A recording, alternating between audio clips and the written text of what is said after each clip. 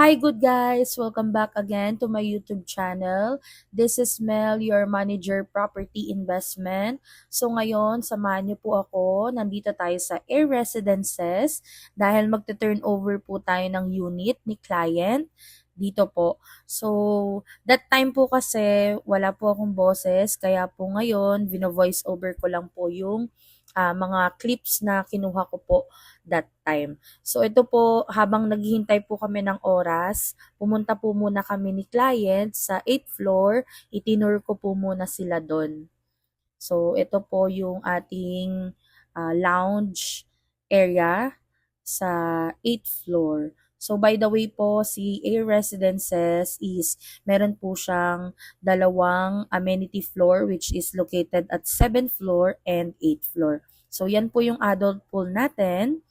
And then this way is our function room.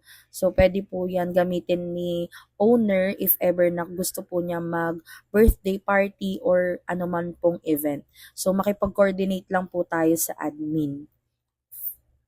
So ito naman po, ipapakita naman natin, dito po yung way ng shower area ng amenity floor natin.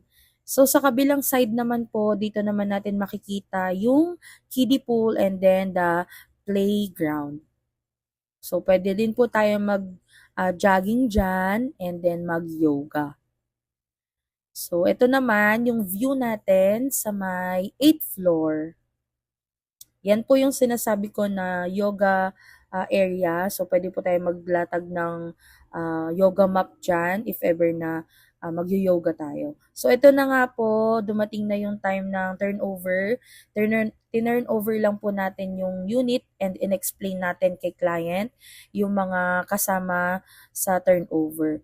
And then even yung mga appliances, yan.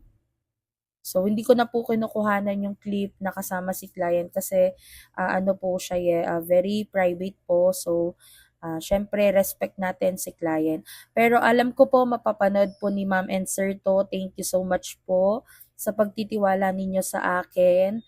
Ako po yung napili nyo na mag-assist sa inyo sa investment na ito. So, hindi lang po ito yung binili nila Ma'am and Sir. Meron pa po silang binili sa Sukat Parañaque and Las Piñas. So, kung makikita nyo po, chine-check lang po natin dyan kung acceptable po ba yung unit. So, kasama na din po sa turnover yung refrigerator, microwave, and split type aircon which is 1.5 horsepower po. By the way guys, this is one bedroom unit only. So, ayan po. So, ito po yung kanilang $1 million view. Sobrang ganda. And happy po ni client dahil ito po yung napili nilang unit at napakaganda daw po ng view nila. So, after po nito, in-explain lang po kay client, ayan, in-explain lang po kay owner kung ano po yung mga rules and regulation dito sa condo natin, kay Air Residences, yan. And then, may pinirmahan lang po mga ilang papers. And kasi si principal buyer po is nasa ibang bansa. So, that's why, ang ginawa po natin, nagbigay po sila ng authorization letter for acceptance.